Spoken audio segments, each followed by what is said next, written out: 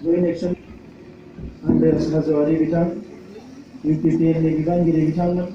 आरो दुलाराय बर' फरायसा आफादनि आंनि मावथि लोगोफोर लोगोसे बे ओनसोलनिफ्राय बाहागो लाफैनो हानाय सिबिनां रायजो राजा नोंथांमोन गिबियावनो बाहागो लानो हानाय साफ्रोमनोबो आङो गोसो गोरबोनि अननाय आरो सिबिनायखौ बावहरबाय। लोगोसे फैबाय थानाय रंजालि बैसागुनि बयनिसिमबो गाहाम हामलायनायखौ बावहरबाय आरो गोदान बोसोराव बयनिबो न'खराव बयनिबो जिउआव गोजोना फैयो आरो गावबा गावनि जि देरहासारनाय हास्थायनाय बे गासैखौबो मोनफुंनो हायो। बिनि थाखाय आङो अबंलावरिनि खाथियाव आर'ज गाबबाय। मानगोनां रायजोफोर, माखासे खोथाखौ NDP प्रग्रेसिभनि बुंथिगिरि बिथाङा गिबियैनो नोंथांमोननि सिगाङाव फोरमायनानै होबाय। जोङो जयैनो सोमावसारबाय थादों। मोनसे समाव जुदा जुदायै सोमावसारदोंमोन, नाथाय थांनाय 2013 मायथाइनिफ्राय जोङो जयै सोमावसारदों आरो बे सोमावसारनाया दिनै मोनसे थाखोआव सफैबाय, जि थाखोआव जोङो एखम्बा खौसेयैनो भारत सरकारजों जिरायनो हायो, एखम्बा जुदा जुदायै जोङो भारत सरकारजों सावरायनो हायो। जोंनि हारिनि थाखाय जोबोद मोनसे मोजां खौराङा जाहैबाय, गोलाव सम गावबा गावनि गेजेराव एना एनि जालायनानै दाङाबाजि जालायनानै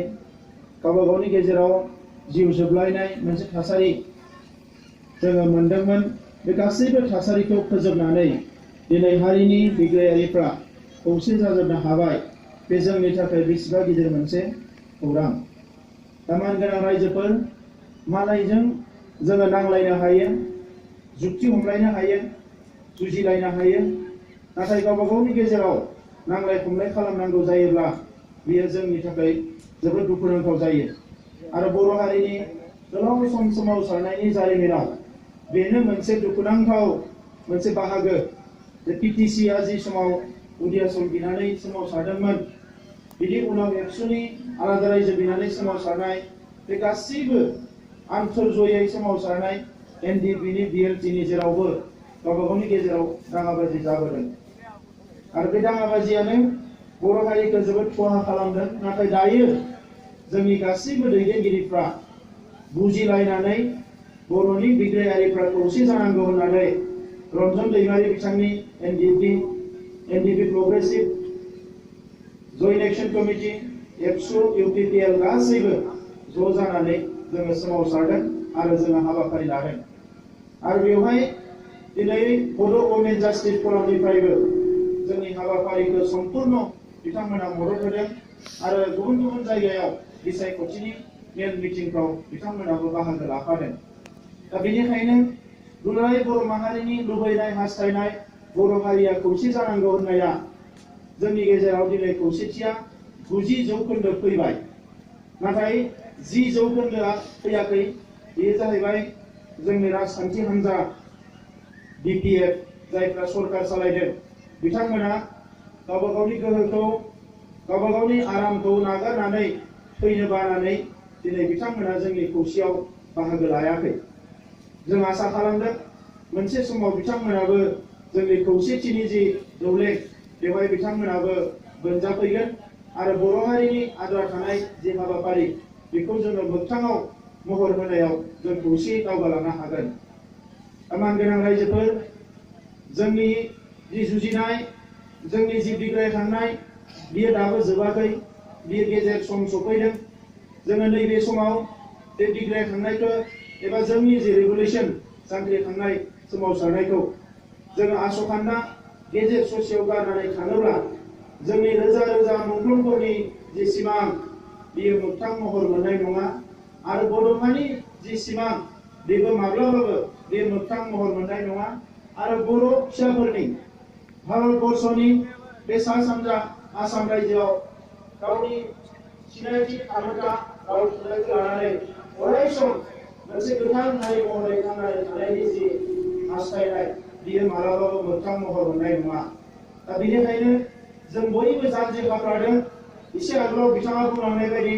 दिनै बिथांमोना 33 बोसोर सोमावसारनानै पुलिस मिलिटारिजों होसोजानानै जेल जानानै सोरबा कारेन्ट सर्ट होजादों सोरबा गावथारजाबाय दिनै बिथांमोना दाबो दावहाथिलिनिफ्राय गारनानै खारनो नागिराखै बिनिनो बिदिन्थि रन्जन दैमारि बिथाङा दिनै थैजासे जेल जोबजाबाय बिथाङाबो खारखोमानो हागौमोन आं जेल जोबजाया आं साजा लाया आं खारगोन नाथाय बिथाङा खाराखै मानो खाराखै बिथाङा बेखौनो फोरमान खालामनानै होबाय बर'फ्रा जे आलादा रायजो बिनाया नंखाय नङा बर'फोरनि जांख्रिखांनाया जे नंखाय नङा आरो बर'फोरनि जांख्रिखांनायनि थाखाय साफ्रोमबो बर' फिसाया जे थै आरो जिउ होनो थाखाय राजि थियारि बेखौनो मुलुगनि मानसिफोरनो खोन्थानो थाखाय दिनै बिथाङा थैजासे जेल जोबनायखौबो बजबनानै बिथाङा जेलाव थांबाय दा ओंखायनो मानगोनां रायजोफोर बेबायदि थासारिया जोंनि खर'साजों बारलांनायनि उनाव जोंनि साफ्रोमबो बर' फिसा जोंनि साफ्रोमबो बर' लाइमोन साफ्रोमबो बर' जोहोलावजोनि फाफ्लियाव बेसेबां गिलिर बिबान मोनसे फैबाय जे बर' हारिनि उदांस्रिखौ जों जेरैखि जाया लाबोथारनांगोन जोंनि थाखाय मोनसे आलादा रायजो सोरजिनांगोन बड'फा उपेन्द्रनाथ ब्रह्मआ मोननै खामानि जोंनो होलांदों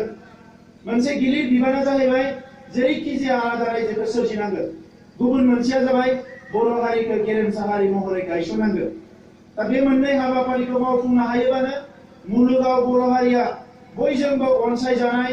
बयजोंबो मान होजानाय बयजोंबो बजबजानाय बयजोंबो अराय सम गनायजानाय मोनसे हारि जानो हागोन दा बेनिखायनो गिबिसिन हाबाफारि आलादा रायजो सोरजिनाय बेखौ जोङो नारा नाथा नाजागासिनो दङ आरो जोंनि नाजानाया फेलें थाङाखै सोमावसारनायनि गेजेरजोंनो बर'फ्रा बिएससि मोनदों सोमावसारनायनि गेजेरजोंनो बर' रावा गनायथि मोनदों सोमावसारनायनि गेजेरजोंनो बिटिसि मोनदों सोमावसारनायनि गेजेरजोंनो बर' हारिया जि एफा एनै मोनदों बे गासैखौबो मोनबोदों बर' हारिल' नङा मुलुगाव गोबां हारि हारिसाफ्रा गोबां हादोरफ्रा दिनै उदांस्रि जादों सोमावसारनायनि गेजेरजों गोबां हारिया दिनै उदांस्रि मोनदों सोमावसारनायनि गेजेरजों सोरबा थै होनांदों सोरबा थै होनाङाखै सोरबा जिउ होनांदों सोरबा जिउ होनाङाखै जोङो गासैबो बेखौ जोंनि लेखा बिलाइयाव फरायबानो मोनो दा मानगोनां रायजोफोर बर'फोरनि जांख्रिखांनायाबो मालायफोरनिख्रुइ जुदा नङा दिनै जोंनियावबो मोनसे हान्जाया गणतान्त्रिक खान्थिजों सुबुं दारा खान्थिजों अहिंसानि मोन्थोरजों सोमावसारदों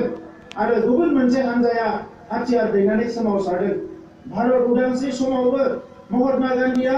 गणतान्त्रिक लामाजों अहिंसानि मोन्थोरजों सोमावसारदोंमोन आरो सुभाष चन्द्र बसआ हाथियार दैनानै आजाद हिन्द फौज दानानै सोमावसारदोंमोन मुलुगनि जेसेबां उदांस्रिनि जांख्रिखांनाय गोबाङानो दिनै हाथियार लानानै सोमावसारदों नाथाय मोजां बाथ्राया बेनो जे जि समाव मुलुगनि मानसिफ्रा हाथियार लानानै सोमावसारनायखौ बिग्रायारि होननानै गनायथि होआ जाबाय बिग्रायारिफोरनि गेजेरावनो गोबां हादोरनि माखासे बिग्रायारिफ्रा गोरोन्थि हाबा मावबाय बेबायदि समाव जोंनि बर' हारिनिफ्राय जायफोर सिलाय लानानै बिग्रायखांदोंमोन बिथांमोना दिनै सिजफायाराव फैबाय आरो सिजफायाराव फैनानै जिरायनानै उन्दुनानै थायाखै सिजफायाराव फैखांनायनि उनावनो गभर्नमेन्टजों बोरैहाय रायलायनानै बड'लेण्डनि जेंनाखौ सुस्रांनो हायो आरो सोमावसारनायावबो बिथांमोना दिनै बारसोमनानै जेंनाखौ बोरै सुस्रांनो हायो बिथांमोनाबो नारा नाथा नाजादों आरो दिनै जों बयबो बर' फिसाफोरनि बिबान जे बे जेंनाखौ गाबोन समफोर मालाबा जोङो थाबनो सुस्रांनानै बर' हारिखौ गेरेमसा हारि दानायनि हाबाफारिखौ जों मावनांगोन दा बेनिखायनो रायजोफोर जोङो दुखु मोनदों जोंनिनो सोरबा दैदेनगिरि मैया दाख्लैसिम हाथियार दैनानै बड'लेण्ड बिग्रा बे दैदेनगिरिफोरानो दिनै बुंदों सोमावसारनानै लाब गैया सोमावसारनो नाङा सोमावसारनायजों रायजो मोना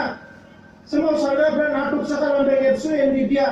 बायदिसिना खोथाफोर बानसावलाबायनानै जोंनि हारिनि गोसोखौ लोरबां खालामनो नागिरो आरो गुबुन हारिनि सिगाङाव जोंखौनो लासिंसिं खालामनो नागिरो दिनै बिथांमोना गावखौनो लाजिनाय मोनदों मोनसे समाव राजा लामायाव रेल लामायाव हाग्रायाव थांनानै आलादा रायजो बिबाय आलादा रायजो मोनाबा जों जिराया होननानै बिथांमोनाबो स्ल'गान होबाय होख्रावबाय नाथाय दिनै थांनानै एमएलए मन्त्रि इएम जिएम सिट डिपुटि सिट जानानै बिथांमोना दिनै हारिनि खोथाखौ बावबाय बिथांमोना राजा लामायाव फैनो हालिया रेल लामायाव फैनो हालिया फैनायखौ गोनांथि सानला आइ आफा गोरिब गुन्द्रा रायजो राजानि थासारिखौ बिथांमोना बुजिला ओंखायनो दिनै बिथांमोना लाजिनानै मालाया होख्रावनायखौ मालाया खस्थ' खालामनायखौ नुनानै मालायजों बुंजानानै लाजिनानै अन्तर आत्मायाव गावसोरनि लासिंसिं मोननानै दिनै बिथांमोना मालाय होख्रावनायखौ मालाय सोमावसारनायखौ बिथांमोना नंखाय होननानै बिथांमोना दिनै गायसननो नागिरदों। दा मानगोनां रायजोफोर, बर'फोरनि जांख्रिखांनाया मालाबाबो नंखाय नङा। बड'फा उपेन्द्रनाथ ब्रह्मनि बड'लेण्ड बिनाया नंखाय नङामोन। एनडिपिनि बड'लेण्ड बिनाया बड'लेण्ड बिनाया नंखाय नङा। बिएलटिनि आलादा रायजो बिनाया नंखाय नङा। मोनसेबो सोमावसारनाया नंखाय नङा। बर' थुनलाइ आफादनि हांखोनि सोमावसारनाया नंखाय नङा। दिनै सोरबा लिडारफ्रा बेखौ गावनि लाबनि थाखाय नंखाय होननानै फोरमान होनो नागिरदोंबा बेनिफ्राय दुखुनांथाव आरो लाजिनांथाव जेबो थानाय नङा। दा बेनिखायनो जों बयबो बेखौ बुजिखायो आरो बुजिखायनो बिथांमोना जेसेबां बुंदोंब्लाबो जोंनि रायजो राजाफ्रा दिनै हांख्रायनाय लोगो लोगो राजा लामायाव फैदों, हांख्रायनाय लोगो लोगो रेल लामायाव फैदों, हांख्रायनाय लोगो लोगोनो जायखिजाया थासारियावनो गसंथादों। जोबोद बाख्नायथाव। आङो गोसो गोरबोजों नोंथांमोनखौ बाख्नायो, नोंथांमोनखौ आङो सेलुट होयो। दा मानगोनां रायजोफोर, सोमावसारनाया आलादा रायजो मोननायनि मोनसे सबसे गोनांसिन लामाया जाबाय सोमावसारनाय। दा बेनिखायनो जोङो सोरबाया मा बुङा मानो जोङो सोमावसारलांबाय थानांगोन जेब्लासिम आलादा रायजोखौ मोना। नैथिया जाहैबाय आलादा रायजो मोननायनि लामाया राजखान्थि गेलेनाय। सोमावसारनायजों हादोरनि खुंथाय खान्थियाव थाग्रा मानसिफोरखौ जोङो नारसिननो हायो, हादोरनि सानसुमैफोरखौ जोङो नारसिननो हायो, हादोरनि बिथांखि लाग्राफोरखौ जोङो नारसिननो हायो सोमावसारनायजों। नाथाय बेखौ मोगथाङाव मावफुंनो थाखाय जोंनो एमएलए एमपिनि गोनां जायो। दा बेनिखायनो 1990 मायथाइयाव एमएलए दैथायहरनानै बिएससि दानायाव हाबा मावदोंमोन। 2001 मायथाइयाव एमएलए दैथायहरनानै बिटिसि दानायाव हाबा मावदोंमोन। आरो दाबो नैबे समाव जोंहा एमपि दैथायहरनानै गोदान मोनसे सुक्ति जानो थाखाय माबा मोनसे बिख'नानै लाबोनो थाखाय दिल्लीयाव खामानि मावनो थाखाय जोङो राजखान्थियाव बाहागो लादों। बे जेबो गोरोन्थि खोथा नङा रायजोफोर। राजखान्थियाव बाहागो लानाया जेबो गोरोन्थि खोथा नङा। दा बेजों लोगोसे जोङो एसेम्ब्लियावबो बाहागो लानांगोन। मानोना जोंनो दिसपुराव जोंनि जानानै खोथा बुंग्रा जोंनो मानसि नांगोन, दिल्लीयाव जोंनि जानानै खोथा बुंग्रा मानसि नांगोन। जोङो 100 जन, 1000 जन, लाख जन मानसिया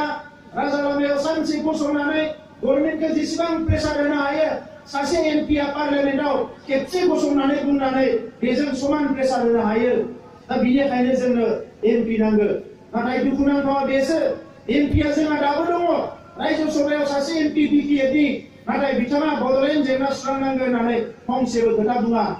जोंहा एमएलए दाबो दङ। एमएलएखौ बादो मन्थ्रियानो दङ जोंहा साथाम। नाथाय साथाम मन्थ्रिया बर' हारिनि जि गांनाय उखैनाय हास्थायनाय बेखौ सुफुंनो थाखाय एसेम्ब्लियाव फंसेबो खोथा बुङा। बेसो दुखुनांथाव जादों। दा बेनिखायनो रायजोफोर, जुदि बिथांमोना जोंनि थाखाय सानलाबा, जोंनि थाखाय मावलाबा, जोङो बिथांमोननि थाखाय साननायनि जेबो गोनांथि गैया। थामथि लामाया जाबाय सेथि लामाया सोमावसारनाय, नैथि लामाया राजखान्थि गेलेनाय आरो थामथि लामाया जाबाय सावरायनाय, कमिउनिकेशन, डिसकाशन, शेयारिं। आरो जोङो सावरायनायखौ दिनै सोलिगासिनो दङ। गभर्नमेन्टजों जों सावरायदों, अफिसारफोरजों सावरायदों, बिउरोक्रेटफोरजों सावरायदों, आसामाव सावरायदों, दिल्लीयाव सावरायदों। आरो जेसेबां सावरायदों, मोनसेबो सावरायनायाव रावबो अफिसारा रावबो मन्थ्रिया नोंथांमोननो बड'लेण्ड होनाय जानाय नङा, बड'लेण्डआ मालाबाबो जाया होननानै जोंनो सानसेबो बुङाखै। बुंदों जोंनि लिडारासो, बिटिसिनि सिबासो बुंदों बड'लेण्डआ जानाय नङा, 110% बड'लेण्डआ जाया। आरोबाव बुंबावदों बावैसो,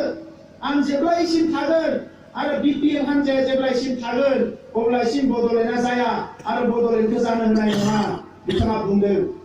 बे खोथाखौ जोङो खोनादोंमोन बर' लिडार हिरा सरनियानि खुगायावसो। बिथाङा एमपि गेलेनाय समाव 5 बोसोर सिगाङाव बुंदोंमोन, आङो एमपि गेलेदों बड'लेण्डनिफ्राय हारसा गामिफोरखौ दानख'नानै लांनो थाखाय आरो बिटिसिखौ सिफायनो थाखायसो आं एमपि गेलेदों आरो बड'लेण्डखौ आं मालाबाबो जानो होआ हिरा सरनिया बुंदोंमोन। दिनै हाग्रामा महिलारियाबो बे खोथाखौ बुंबाय। दा नंखायनो रायजोफोर, बड'लेण्डखौ लुबैग्रा, बड'लेण्डखौ हास्थायग्रा, बड'लेण्ड सोरजिनानै राव थुनलाइ हारिमु सिनायथि थामोनथा रैखाथि होनानै मोनसे गोथां हारि हिसाबै थांनानै थानो लुबैग्रा उदांस्रि हास्थायसुलि बे बर' रायजो राजाफ्रा दिनै मोनसे थांखि लानो सम जाबाय। जोंनो बड'लेण्ड नांगौ ना जोंनो हाग्रामा आरो बिपिएफ नांगौ? लामाया मोननै जाफैबाय रायजोफोर। जोङो दिनै डिसिसन लानांगोन। मानोना बिथाङा गावनो बुंना लाबाय, जों बुङाखै, गावनो बुंदों। बिथाङा गावनो बुंदों, आं थाजासिम बड'लेण्डआ जाया। माने हाग्रामाया जेसेबां गोबाव थागोन बड'लेण्डआ जाया आरो गावनो बुंदों बिपि एबा जेसेबां गोबावसिम थागोन बड'लेण्डआ जाया अब्ला रायजो राजाफ्रा साननांसिगोन दिनै बड'लेण्ड नांगोन ना हाग्रामाखौ नांगोन जुदि हाग्रामा नांगौबा बड'लेण्डखौ बावदो आरो बड'लेण्ड नांगौबा हाग्रामा आरो बिपिएफखौ बावदो जोंनि खाथियाव मोनसे लामा जाफैबाय रायजोफोर बबे लामाखौ लानो नोंथांमोना थि खालाम दा बे खोथाया बिथांनि खोमायाव गोग्लैहैनांगोन रायजो राजाफ्रा जे बड'लेण्डसो नांगौ आरो बेनिखायनो दिनै जों खौसेयै बड'लेण्डनि थाखाय खामानि मावदों आरो खामानि मावलांनांगोन रायजोफोर दा बेखिनि समाव गुबुन मोनसे बड'फाया होलांनाय खामानिया बर' हारिखौ गेरेमसा हारि दानांगोन गेरेमसा हारिया बोरै जागोन जोंनि गुदि फरायसालिया मोजां जानांगोन गेजेर फरायसालिया मोजां जानांगोन गोजौ फरायसालिया मोजां जानांगोन गंफ्रोमबो फरायसालियाव नांगौ बायदि फोरोंगिरि थानांगोन फरायसालिनि न'आ मोजां जानांगोन जोंनि फरायसालिफोरनि अबस्थाया मोजां नङा फोरोंगिरि गैया लेखा सफैया जोंनि आबादारिफ्रा बोसोरसेयाव खेबथाम गाहाम आबाद मावनांगोन आबाद मावनोबा आबादथिलियाव दै नांगोन दैखौ सरकारा जगायनांगोन आबाद मावनो थाखाय ट्रेक्टर नांगोन ट्रेक्टरखौ सरकारा होनांगोन रांखान्थिया जोंहा जौगानांगोन हारिमुआ जौगानांगोन अब्ला जायगा जायगा जोंनि कालचारेल भवन लुनानै होनांगोन जाहाथे जोंनि मानसिफ्रा बेवहाय खाम जथा सिफुं दामनायनि ट्रेनिं लानो हायो बेबायदि बेबस्थाखौ खालामनानै होनांगोन नाथाय बिथांमोना जेबो मावाखै ओंखायनो दिनै गेरेमसा हारि दानो थाखाय जोंनि जि गुबै थांखि दुलाराय बर' फरायसा आफादा बड'फानि मुङाव मोनसे बड'फा गोजोरथियारि मिशन मोनसे सास्टेनेबल चेन्जनि थाखाय गोजोरथियारि सोलायनायनि मोनसे बिथांखि जोङो लादों आरो बिनि गेजेरजोंनो बर'नि समाज फोसाबनाय दायना दुयना खोमसि फोथायनायखौ फोजोबस्रांनांगौ बायदिसिना थासारिखौ जुवा गेलेनाय बायदिसिना थासारिफोरखौ जोंहा फोजोबनांगौ जोंनि गेजेराव फोथायलायै अनलायनाय गैयै थासारिखौ जोंहा फोजोबनांगौ मोनसे गोग्गो समाज आब्रुथि गोनां समाज दानांगौ बे खोथाखौ लानानै जोङो हाबा मावबाय थादों दा बे बिथिङाव नोंथांमोना अरायसम मदद होदों आरो नोंथांमोनानो नुदों दिनै बिथांमोना बुंनाय बायदि दुलाराय बर' फरायसा आफादा मालाबाबो दालालि खालामाखै मालाबाबो बेफार खालामाखै जोङो जि मावदों हारिनि थाखाय मावदों आरो बबेबा हारिया बबेबा समाव अलखदाव गोलैदों दावराव दावसि जादों दाङाबाजि जादों बहाबा स्कुल गैया फरायसालि गैया माबा माबि जादों दुलाराय बर' फरायसा आफादा अरायसम गसंदों आरो बे दुलाराय बर' फरायसा आफादनि हाबा मावनाय रायजो राजाफोरजों गोरोबनानै थानाय बेखौ बिथांमोना हजम खालामनो हायैनि दिनै दुलाराय बर' फरायसा आफादनि सायाव गाज्रि खोथाफोरखौ बुंनो हमदों रायजोफोर नोंथांमोना बेखौ बुजिखायो आंनि बुजिनायाव बियो ओरैसो जे बिथाङा मिटिंआव फैनानै जोंखौ बायदिसिना रायो जोंखौ मानो रायो आधा घन्टा 20 मिनिट लेक्चार होयो बेवहाय बिथाङा जुदि 20 मिनिट लेक्चार होयोबा 15 मिनिट जोंखौ रायो आरो आंखौ रायो मानो रायो मानोना बिथाङा रायजो राजाफोरनो होनो हानाय मावनाय जेबो गैया ओंखायनो इलेक्सनाव भट बिनो फैनांगोन फैयाबा गाज्रि मोनगोन दिनै जों फैबाय साननैसो उनाव उदां लानानै बेयाव बाफैलायगोन बिथाङा बानानै बुंगोन रायजोफोरनि सिगाङाव माने ओरैबायदि रायजोफोरनो होनो बिथाङा जेबो गैया बिनिखायनो बिथाङा रायनानैनो समखौ हगार हरो मालायखौ बखिनानैनो समखौ हगार हरो बिनिफ्राय उरां जाहाजाव हेलिकप्टाराव गाखोनानै ब्लक थांफिनो बेनो बिथांनि आखला दा नोंथांनि रायजोफोर दिनै बिथांनि रायनाय मानायफोरखौ लानानै जोंहा जेबो साननांगौ गैया आंबो सानाखै आंखौनो बुंदों बिथाङा दालालि साल दंफां फानना जाग्रा बायदिसिना हेन टेन बुंगासिनो दङ बनखौ सोर फानना जादों रायजोफोर बनखौ सोर फाननानै जादों दिनै बिथांनि 17 बोसोर सासन उदालगुरिनिफ्राय लानानै सनितपुरनिफ्राय लानानै क'क्राझारसिम 4-5 रोजासो बर' फिसाफ्रा आदिबासिफ्रा बन फाननानै जायो बै बन फाननानै जाग्राफोरनि थाखाय बिथांनियाव जेबो आसनि गैया स्किम गैया जेबो दिनै बिथाङा बुखिजोंसो बन फाननानै जाग्राफोरखौ आंखौथ' बुंनाय जायाखै साल दंफां फाननाय आंहा दंफांजों जेबो लिंक गैया नाथाय बिथाङा बै गोरिब गुन्द्रानि थाखाय जेबो मावाखै दिनै मानो बन फानना जानांगौ बन फानना जानाया रंजानाय नङा हाग्रायाव थांनानै मोसा मुफुर बायदिसिना थासारियाव गोग्लैनानै बिथांमोना बन लाबोनानै फाननानै माइरं बायनानै जायो दिनै बे बिदा फंबायफोरखौ मानो नायाखै बिथांमोनालाय जोङो आं बेखौसो सोंनो नागिरदों मानो बुङाखै जे आधा बन फाननांला दिनैनिफ्राय 1 लाख थाखा लन होगोन बोरमा फिसिनानै जा फंबाय बन फाननांला दिनैनिफ्राय 50,000 लन होगोन दाउ फिसिनानै जा अमा फिसिनानै जा मैगं मैला गायनानै जा दिनैसिम रावबो सोरबा सासे बन फानग्रानो लन होदोंना सासेनोबो होआखै आरो उनाव थांनानै बखिदों बन फाननानै जाग्रा होननानै दंफां फाननानै जाग्रा दा दिनै बिथाङा जोंखौ बुंदों जे नोंसोर इसिबां जाम्बा मानो बुंनो रोङाखै बेफोर खोथाखौलाय बुं आंखौ होननानै दा दिनै जों ओंखायनो बुंदों जे सार आदा नोंथांखौ जों खुलुमदों बे बन फानना जाग्रा 4,000 5,000 बर' फिसाफोरखौ नायफिनदो जों हाग्रामा महिलारिखौ खावलायदों बेल' नङा दिनै 4,000 5,000 बर' आइजोफोरा जौ फाननानै न'खर सामलायगासिनो दङ बिसोरखौ मा खालामनो